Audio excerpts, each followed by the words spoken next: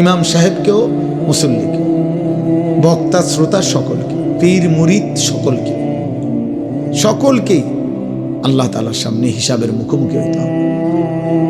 জিন্দিগির আমল নামা হাতে নিতে হবে। সারা জীবনের কর্তব্য, করণীয় কর্মকাণ্ড আল্লাহ তাআলা আমাদের হাতে তুলে দিবেন।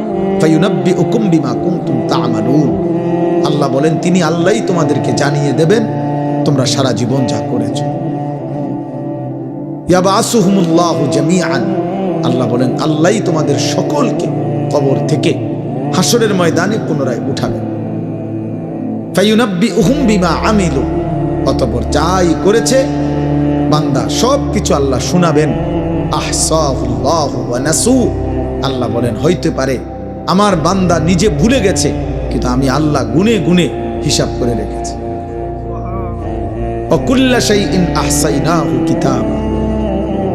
আমি সব কিছু আমল নামার মধ্যে গুনে গুনে লিখে রাখছি। বান্দা তোমার এক বিন্দু জুলুম হবে না। ওয়াহুম লা ইউজলামুন। আল্লাহ তাআলা বলছেন আখিরাতে বান্দা এক বিন্দু জুলুম হবে না। তোমার একটা নেকিও কম হবে না, তোমার একটা গুনাহও বেশি হবে। ঠিক তুমি যা করেছো তাই, ঠিক তুমি যা করেছো তাই, কোনো কমতি বেশি লা যুলমাল ইয়াউম।